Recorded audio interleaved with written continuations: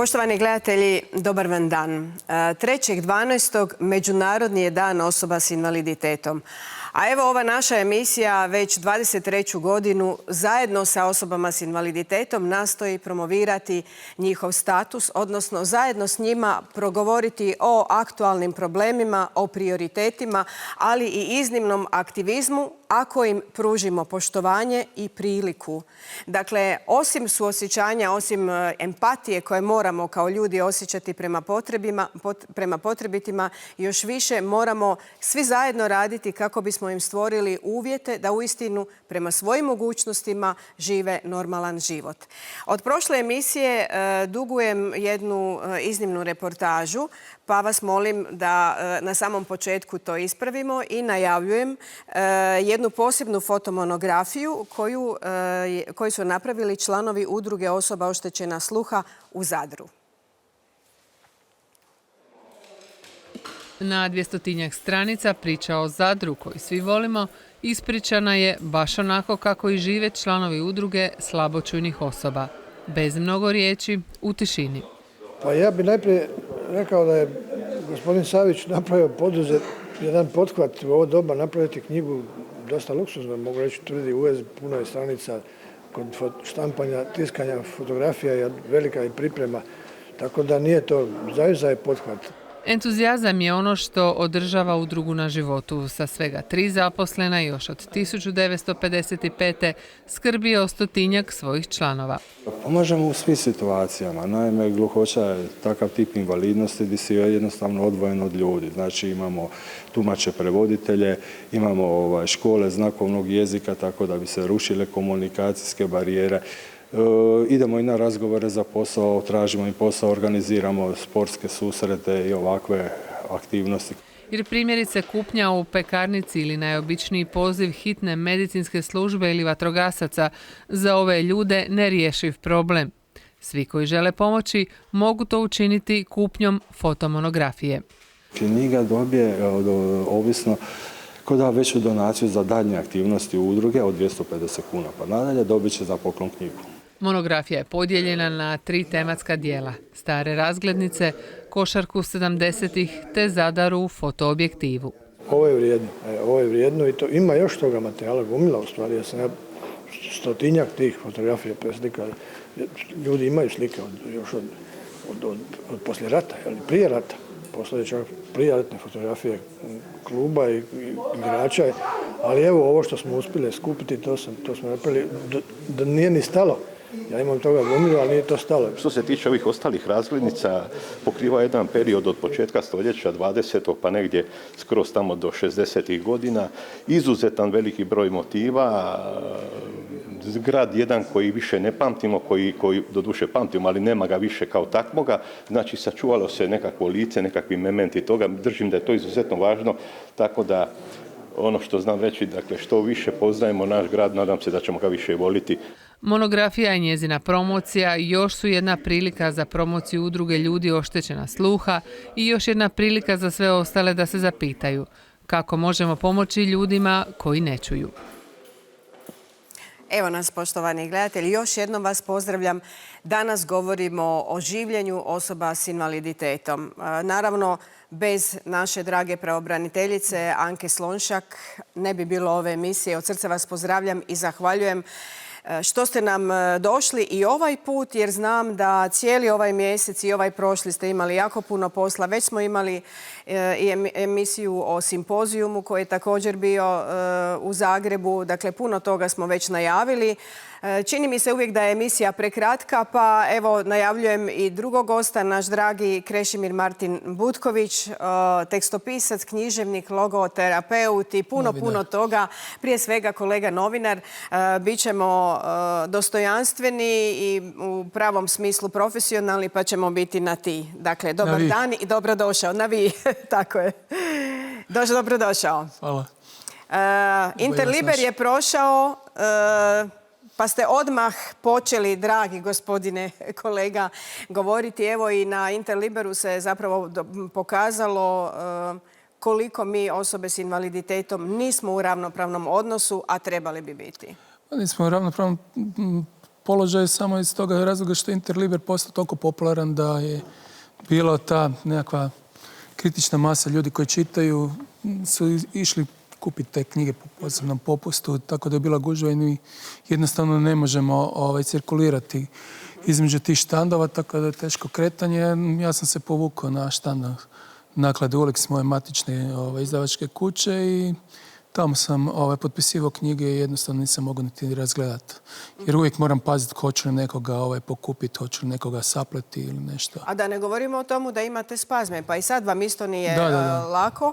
Rekli ste, evo, sjajno je da ste vi nama tu stavili vodu, međutim ja vodu ne mogu uzeti. Ja čašu vode ne mogu uzeti jer nemam asistenta. No, o tomu... Imam asistenta, ali nije tu. Imam ga 4 sata, a što je sa ostalih 20 sati koje trebamo pomoć, to je sa subotom i nedjeljom. Nas ne stavljaju u frizer preko subote i nedjelje pa nas odmrznu u ponedjeljak da bi opet bili funkcionalni. Ne? Tako da mi trebamo 24-satnu skrb i 7 dana u tjednu.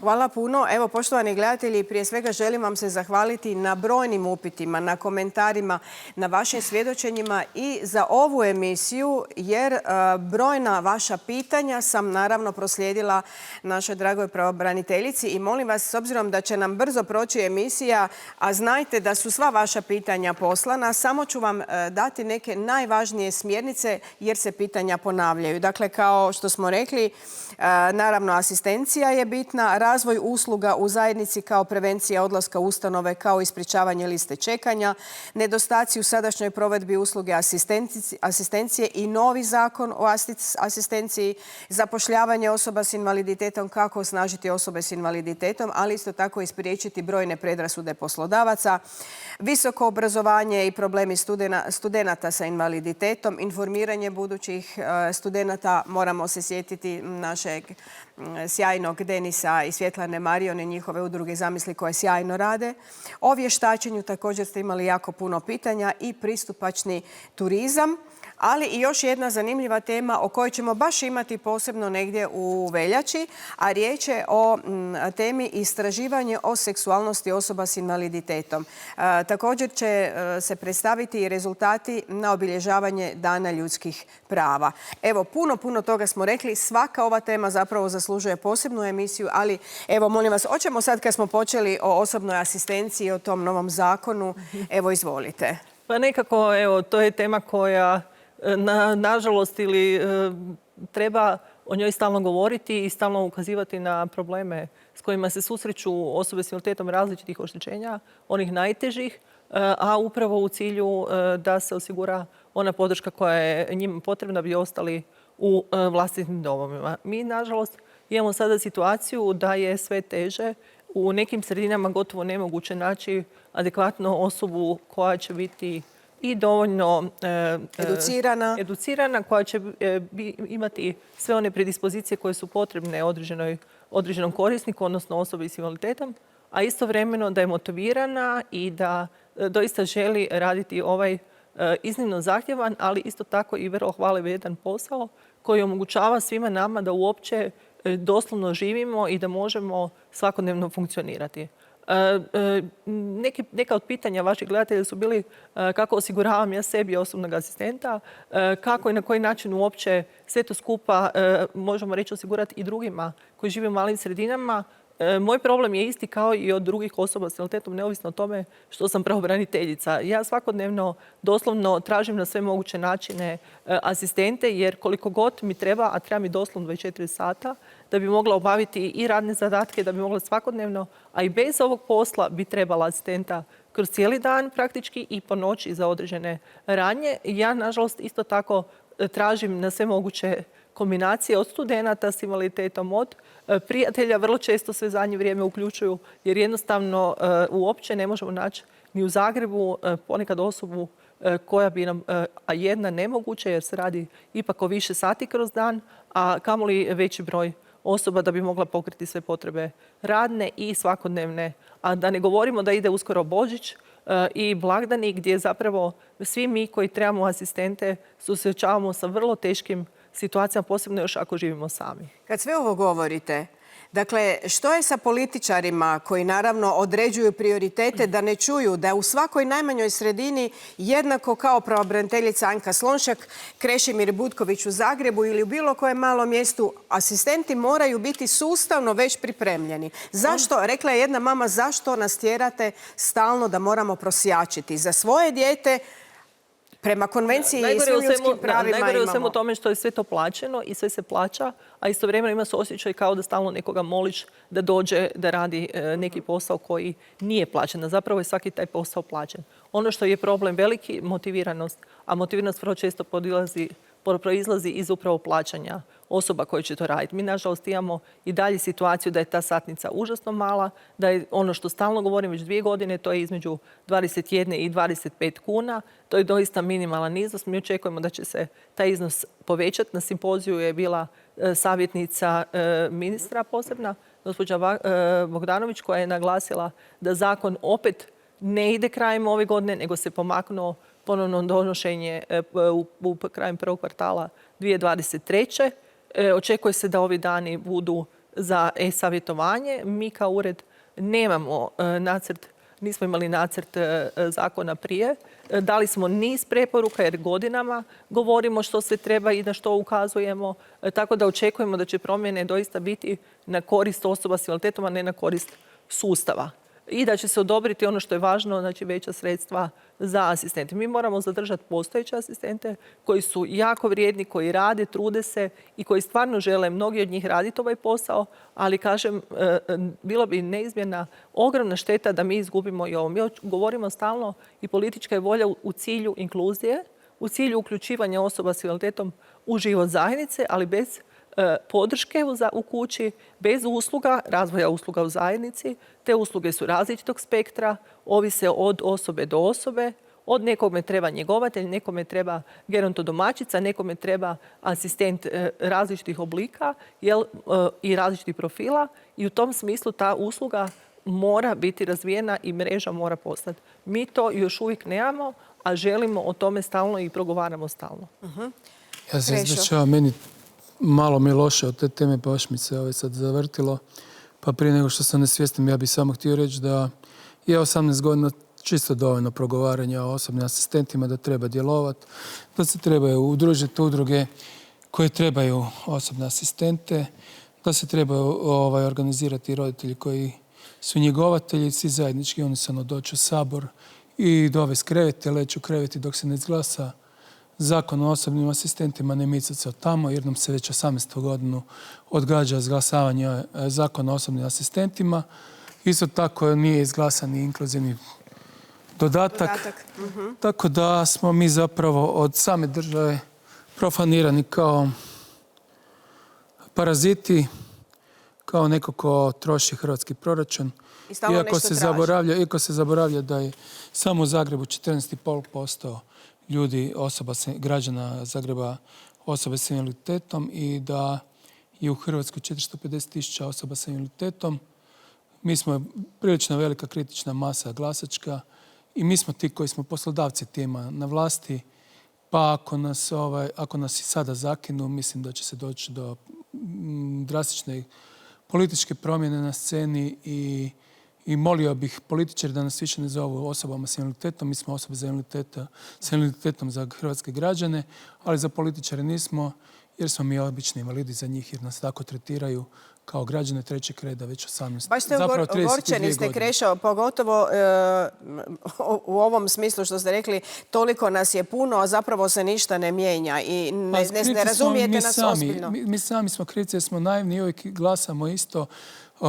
Ko mala djeca na velike bombone se vežemo, uvijek progutamo istu udicu i uvijek iste ove stvari. Ja ne znam kada je išta napravljeno po pitanju osoba invaliditeta u pozitivnom smislu. Rješavaju se ovi kozmetički dodaci, arhitektonske barijere. Sad se pokušava riješiti pristupačnost turističkim objektima. Neki uhljeb je tamo već odbio dizalicu na Rabu. Govorite o Dicku Spijkermanu. Da, Dick Spijkerman mi je javio da je odbijeno sufinanciranje od strane države za izgradnju dizalice. Znači, državi nije u interesu da ima, ne znam, zdravstveni turizam i turizam koji će trajati 6 mjeseci, nego 2,5 mjeseca. Evo samo da podsjetim, poštovani gledatelji, riječ je o mladom Nizozemcu koji je prije 20 godina došao na Rab i prilagodio apartmane isključivo za osobe s invaliditetom. Veliki odjek je imala ta reportaža i sad, Krešo, vi zapravo objašnjavate da ona dizalica koja je trebala biti... Sad ja ću morat plivat ovakav ranjeni, ne znam šta se ne. Ljudi će morat skupljati vlastite novce. Izdvajat ćemo. Grad Rab će se truditi skupiti novce. Sad se baš trebam čuti opet sa gradonačelnikom Nikolom Grgurićem, koji je stvarno dosta pridonio odnosu grada. A sa kojim obrazloženjem mu je odbijeno to? Čak mi nije ni rekao koje je obrazloženje, jer je bio stvarno konsterniran bio takvom odlukom, jer ako državi nije u interesu da ima prilagođenu. Pazite, nama gravitiraju ljudi iz Švicarske. Iz cijele Evrope dolaze. Iz cijele Evrope žele skončati život ovdje u miru, u toplome. Zdravstveni turizam bi donio 6 mjeseci, ako ne i godinu dana stalne goste i tu bi trebali iskoristiti tu priliku. Ali očito je nekome bitnije potrebna je vizija zapravo svega ovoga i sve dobrobiti zapravo svega ovoga što vi pričate. Evo, Anka, izvolite. Ja samo bih htio dodati, kod nas je lakše prodati naše ono što smo sticali, pa to neko prodaje kao vlastitu prću, nego da stvaramo. Eto. Da. Izvolite, može malo vode? Ne, dobro je sve. Pa evo, ja bih samo htjela, vezano za za turizam, to je tema koju bi voljela malo više o njoj progovoriti, ali ovo samo bi dodala da bi bilo važno da nam pošalje pritužbu, odnosno taj odgovor, taj gospodin koji nije dobio za tu plažu, jer imamo situacije gdje su mnoge jedinice lokalne i regionalne samouprave, odnosno gradovi i županije, zajednički ili odvojeno sredstva dali za opremu koja je vezana za plaže, a kad se govori o javnim plažama. Tako da bi voljela da to dobimo, jer imaju određeno i proračunski kako i na koji način bi to trebalo biti odobreno. Tako da ja bih voljela to obrazloženje vidjeti pa da možemo sa svoje strane, koliko god je moguće, naše obaveze, odnosno preporuke nisu obvezujuće. Međutim, u mnogim sredinama smo imali pomake. Evo, možda bi na to nadovezala situaciju. Radili smo jedan prekogranični projekt i bili smo suradnici, konzultanti na području Osječko-baranjske županije, vezano upravo za turizam, pa tako je jedan od tih projekata iznjedrio se da je oprema na raspolaganju i osobama s invaliditetom i iznajmljivačima, odnosno pružiteljima usluga, znači i hotelima i manjim kapacitetima i smještajima, znači da u jednoj udruzi paraplegičara i tetraplegičara u Osijeku postoji besplatna elektromotorni krevet, skuter, kolica, također se mogu dobiti usluge prijevoza i isto tako 3 ride koji je nastavak za kolica. Znači da mogu osobe, na primjer netko iz Zagreba, ako dolazi na područje Osijeka ili Osječko-baranjske županije, može se toj udrugi obratiti i ako mu treba, na primjer, elektromotorni krevet ili ide kod nekog iznajmljivača, on može zatražiti da mu se tamo to omogući, što do sad stvarno nismo imali mogućnosti i vrlo često osobe su bile uskraćene, možda koji su težeg invaliditeta ili neke za kretanje po tim sredinama ako nisu imali takvu vrstu prilagodbe. O ovom dijelu vezano obratila bi se na asistenciju. Znam da mnoge to gledatelje muči. Htjela bih reći da nije samo dovoljno donijeti zakon.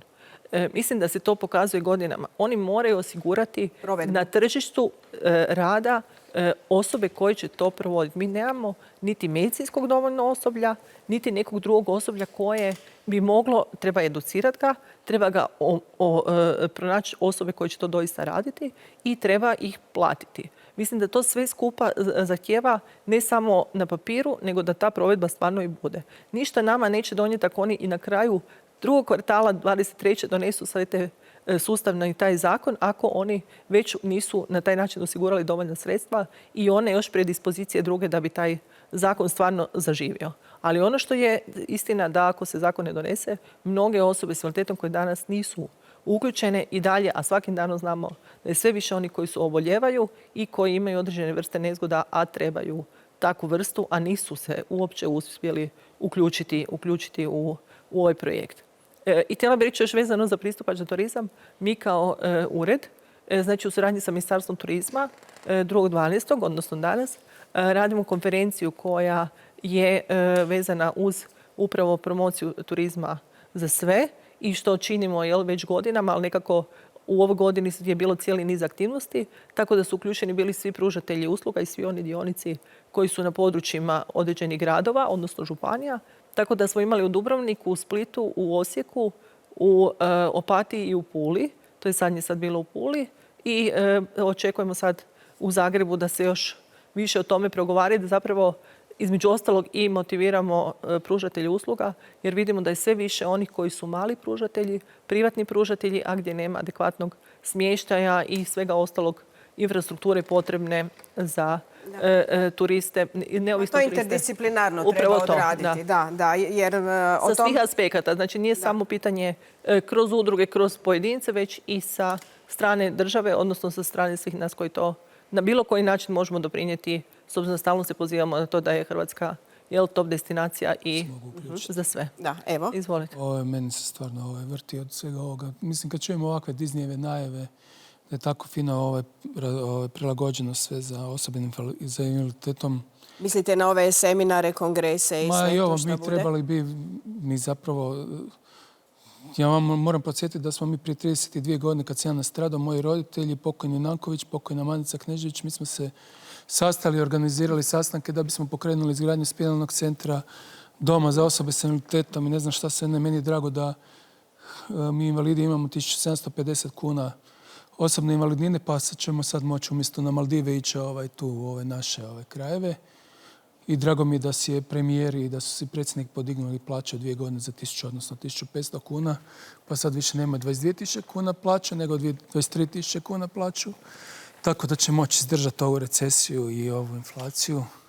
Ako im neće biti dovoljno, možda da se i mi udružimo pa da im damo nešto od svojih invalidnina. A što se tiče ovoga, pa mi i dalje u ovih 32 godine živimo i umiremo i snalazimo se kako znamo i možemo. I nemamo vremena za edukaciju. Imamo vremena samo iz očaja uzeti bilo koga da skrbi o nama, da nam pomaže, da ne završimo u ubožnicama, da ne umremo za 2-3 mjeseca ili godinu ili 2 godine u nekoj ubožnici, u nekom domu gdje je nepravilna skrb, gdje nema dovoljno osoblja. Riješiti se može. Ako smo dali outsourcing za čišćenje i ne znam kakve sve građevine i ne znam šta se ne, onda ćemo morati tražiti outsourcing iz Azije, odnosno Indija, Filipini, Pakistan, Nepal, Tajland, pa neka dođu ljudi i brinu o nama, jer za plaću od 5700 kuna, koja je bruto plaća, ljudi su spremni 24 sata živjeti s nama, 7 dana u tjednu, polako će naučiti oko nas što treba raditi. To je jedini način da se mi sačuvamo od ovih institucija.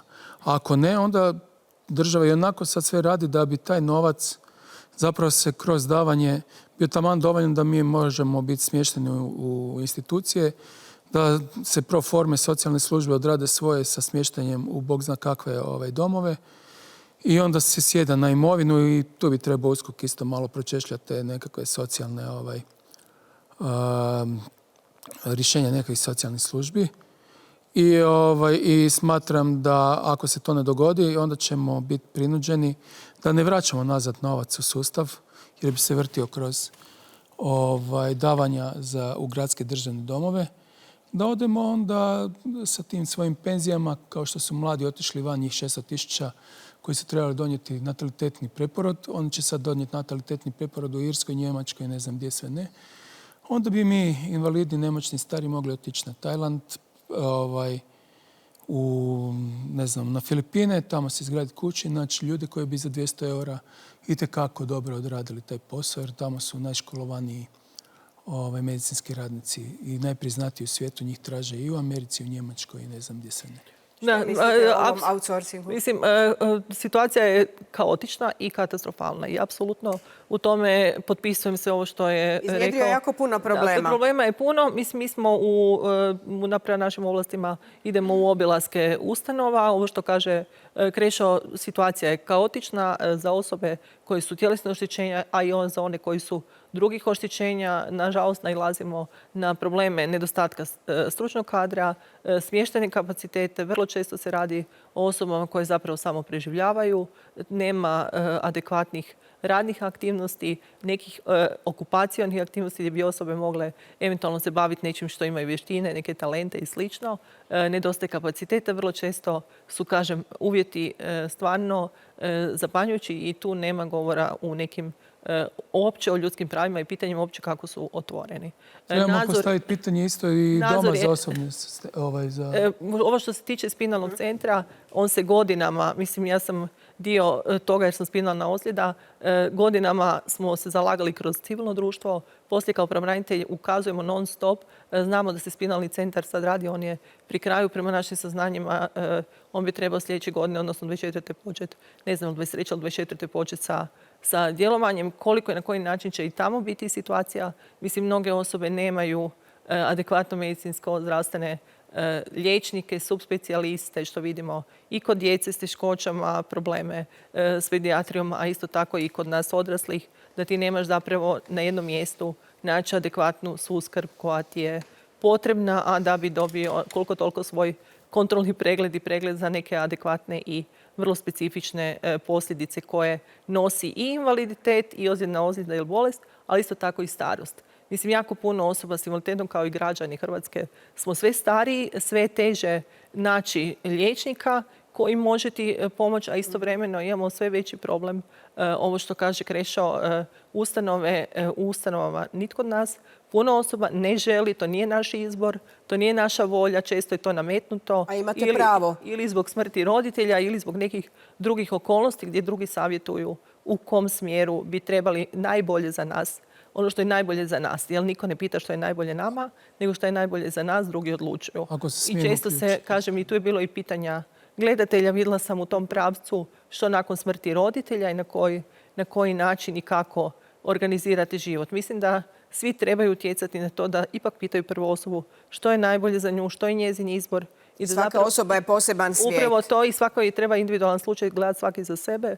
Ne može se ništa, ali ono što je važno, treba zaštititi osobu i zaštititi i njezinu imovinu i njezina prava. Da zna da nije sama. Da zna da nije sama. To zaštititi imovinu jer sada je taj famozni dom za osobe s invaliditetom, ne znam da vjerojatno javnost nije ni upoznata da je tiho predan dom za osobe s invaliditetom koji se gradio na Jarunu u ruke pokojnog Bandića i njegove svite, da smo mi izmješteni u Jelkovec. Ne znam uopće ni kakva je imovinsko-pravni odnos u Jelkovcu, znači mi smo na marginama i tamo isto izdiktirana famozna cijena od ne znam da li je bruto 15.000 kuna i kogod se tamo prijavi, sjedne mu se odmah na primanja. I ljudi dobivaju 100-200 kuna, ja mislim, nekakvog džeparca koji nije dovoljno niti za pokrit troškove mobitela, da bi se javili i zvali u pomoć ili rekli da im je loše. Ne znam što sam htio reći. Trebalo bi to isto vi toliko radite. Evo, poštovani gledatelji, mi stalno promoviramo brojne projekte, aktiviste, a to su uglavnom volonteri, odnosno roditelji u različitim udrugama. Dakle, toliko puno udruge čine da su već postale nadopuna i zapravo ne samo nadopuna, nego posebni sustav. Jer naš sustav nije učinkovit. Dakle, o svemu ovome što vi pričate... Ja sam sad nedavno razgovarao sa Suzanom Rešetar. Kaže mi da oni su, njihova udruga Sjene je udruga za osobe iz spektra autizma. Tamo svako malo dođe obavijest da je neko mlad umro, neki mlad roditelj. Ljudi se istroše. Kod vas je gostovao i moj kolega i prijatelj, dragi Marin Vlaković. On ima 2 djece sa autizmom. On je predivan čovjek, toliko se posvećuje svoje djeci. Ali ljudi su iscrpljeni. I što je najbolje, mi smo svi katolici, hodamo za život.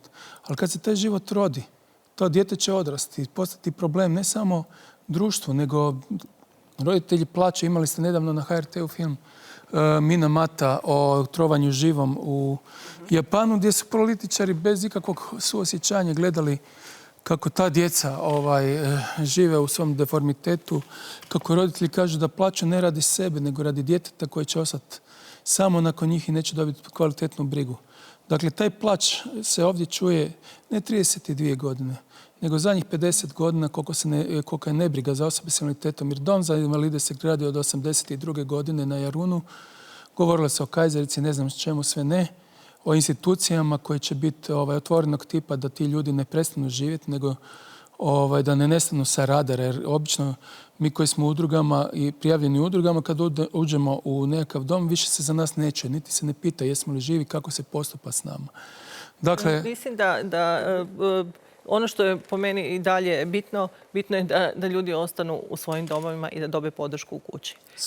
Mislim da to bi bilo ono što bi bilo najkvalitetnije i najbolje. Ali najljudskije, da oni sami odluče. Da, upravo to, jer kažem, gdje god je neka situacija da je neko otišao u dom, da ako je to doista toliko nužno... Ponekad imamo i nefunkcionalne obitelji, ali mi imamo a i mladi imaju situaciju, izbor. recimo, da mnoge osobe koje su odrasle s autizmom, da roditelji zapravo gdje su vrlo teški situacije s autizmom, da oni ne mogu njih smjestiti jer su negdje listi čekanja i zatvoreni su i tu bi trebalo zapravo osigurati neke vrste smještaja gdje nemamo uopće. A tamo gdje zapravo imamo, vidimo da imamo problem. Tako da jako ovisi od osobe do osobe i od oštećenja do oštećenja. Ali ovo sam htjela reći, molim vas, jer molim kolegice da nam pripreme sad jedan mali film kojem zapravo opet vaš ured apelira na senzibilizaciju javnosti, pa i na one koji odlučuju o tomu da se vaš životni status mijenja.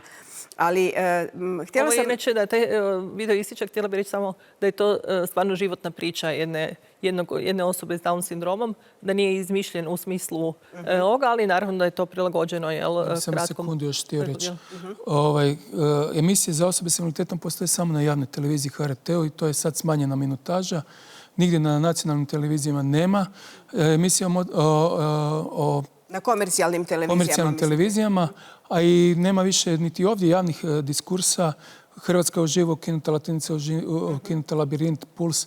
Znači imamo samo Top Shop, nekakve emisije koje propagiraju ministri, to po sistemu, ali to nije sve uz ovog ministra, dobit ćete još 5 zamjenskih ministara kad se ovaj pokvari, pa ćemo vam pokazati novog. Tako da treba produžiti ovu emisiju i treba dati više tih emisija koje progovaraju o problematici. Da se progovara o ovoj problematici, ali htjela sam, poštovani gledatelji, s obzirom da ste ovdje čuli opravdano ogorčenje i objektivno svjedočenje življenja s invaliditetom, htjela sam reći kako uistinu udruge iznimno puno rade. Dakle, na svima nama je zapravo da zajedno budemo zajednička nekakva platforma i da postanemo jači glas. Udruge su jako bitne jer mnoge provode određene primarne usluge koje su primarne važnosti i za djecu i za odrasle osobe s invaliditetom. Mnoge od njih provode i ove projekte, neki samo se bave pitanjima različitih usluga i pitanje, kažem, i njihovi opstojnosti. Sustavnog financiranja i njih nema. Sve se teže nose sa ovim hladnim pogonom i energenti su poskupili, razne situacije koje imaju isto. Mnoge udruge imaju dosta, možemo reći, voditelje i osobe koje su starije. Trebalo bi pomladiti, osnažiti udruge i mlade ljude potaknuti da se uključe u to civilno društvo, jer ono zapravo nosi određene benefite i onima koji su članovi udruga, ali isto tako i onima koji vode udruge. Ali da se olakšaju malo ovima svim dosadašnjim. Upravo to. Jer stvarno, poštovani gledatelji, toliko puno teškoća je u ovim emisijama istaknuto i uvijek su lideri roditelji djece i nitko ih zapravo ne pita dokle ćete moći vi.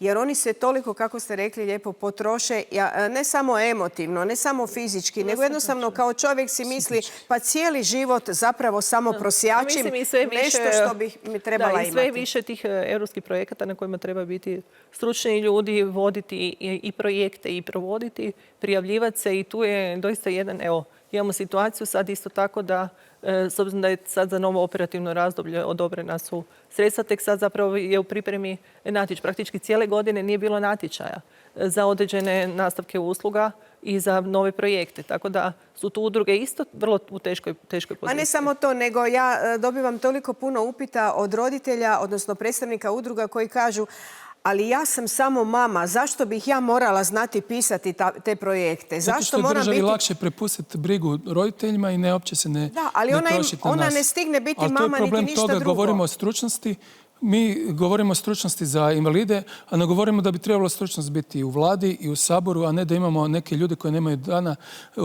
rada u realnom sektoru, govore o ekonomiji, o kako bi trebalo raditi, kako bi trebalo provoditi poduzetničku inicijativu, kako bi trebalo riskirati. Ne? A nikad nisu riskirali svoj novac, nego su bili na državnom proračunu. Vrijeme je kako ono u sportu kažu time out. Idemo pogledati priču o Vinku.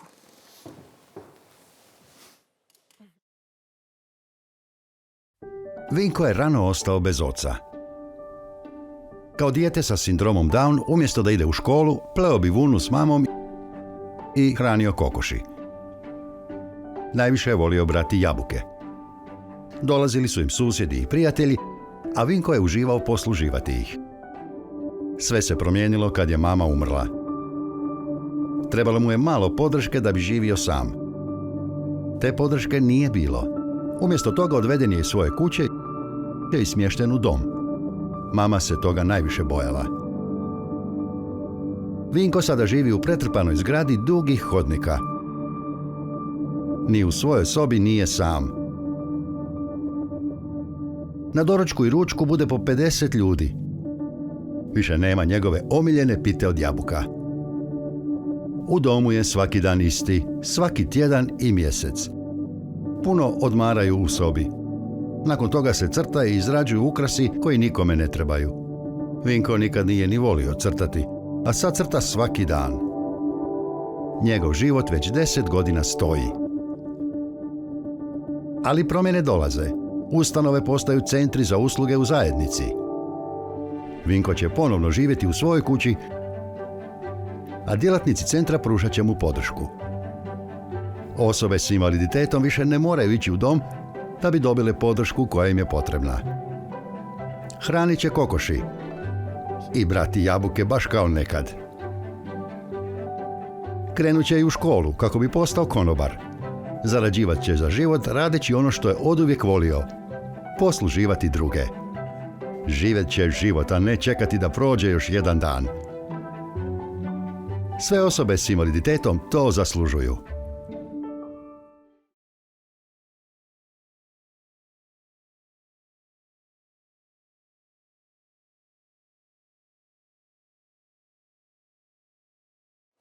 Evo nas, poštovani gledatelji, pri samom smo kraju emisije, pa lijepo molim, pravobraniteljica ste, pa molim vašu poruku i javnosti, ali možda i onima koji odlučuju, moćnicima, koliko dugo još treba vremena da bi shvatili onaj moto o nama ništa bez nas. Kako napraviti, što napraviti da vas bolje čuju, odnosno sve nas da bolje čuju? Mislim da je važno prvenstveno osigurati sredstva bez kojih nema nekog motiviranosti nastavka. Zatim sazvati sastanak na kojem možemo reći direktno ono što nas muči i što treba uvrstiti u određene zakonodavne okvire i na kraju krajeva dovesti tu u pitanje zakonodavstvo da bude ono na korist samom korisniku, odnosno osobi s invaliditetom, a ne na korist sustavu kao takvome. I na kraju da ta provedba stvarno bude onako da krene od početka i da to sustavno bude pokriveno za sve one osobe koje žive na području Hrvatske. Istovremeno društvu kao takvome da se osvijesti da su osobe s invaliditetom dio nas, da smo svi mi tu, susjedi, prijatelji, poznanici, rodbina, oni koji danas sutra žele raditi posao i usluga podrške i da u tom smislu svi očekujemo jedno međusobno razumijevanje i podršku, jer bez te podrške ni mi nećemo moći ostati u svojim domovima, niti svakodnevno nastaviti živjeti. Hvala vam najljepša i na gostovanju i na svemu što činite. Krešo, vrlo kratko. Ja sam za radikalnu metodu, ujedinimo se svi u udruge i odimo u Sabor, boravimo tamo dok ne izglasaju naša prava, dok nas neće onda, kad izglasuju ta prava, onda nas mogu zvati osobama s invaliditetom. Mislite li... Ako ima 800 milijuna kuna za zamračiti, onda ima i za stvoriti ih i za osobe s invaliditetom. Hvala vam lijepa. Evo, poštovani gledatelji, ovdje vidite izdanja od našeg dragog Krešimira. Ali za kraj, nakon svih ovih svjedočenja o življenju osoba s invaliditetom, ali zapravo i poziva da se svi mi uključimo i na bilo koji način u svakome danu pomažemo svima onima koji nas trebaju, ja bih pročitala jednu prekrasnu pjesmu. Dakle, Krešo piše i krasnu poeziju za sam kraj emisije. Evo, od srca zahvaljujem i čestitam Krešu. Još jedanput vama i zahvaljujem vam što ste mi uvijek tu dragocjeni suradnici u pripremi emisije. Evo, poštovani gledatelji, uz najljepše pozdrave svima vama još jedanput čestitke za Međunarodni dan osoba s invaliditetom. Pjesma Vrtlog. Umoran sam ti od prijeđenih pustinja, preplivanih rijeka, zalazaka života, otkrivenih istina, naplavljenih laži. Noćas, kada usnem, budi sa mnom. Tješi me dalekim obzorima, piši mi o mjestima koje nemaju imena i pusti da mi misli, nage, druguju s tvojima. Prebrzo su narasla stabla, prebrzo su vrbe, utonule u mulj.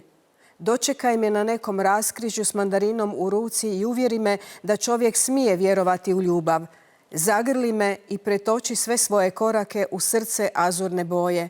Obećaj mi, imaš li snage da ćeš probuditi usnule zmajeve svetih rijeka i vodi me u vrtlog neostvarenih želja da potonem udišući slatku prašinu s tvojih usana.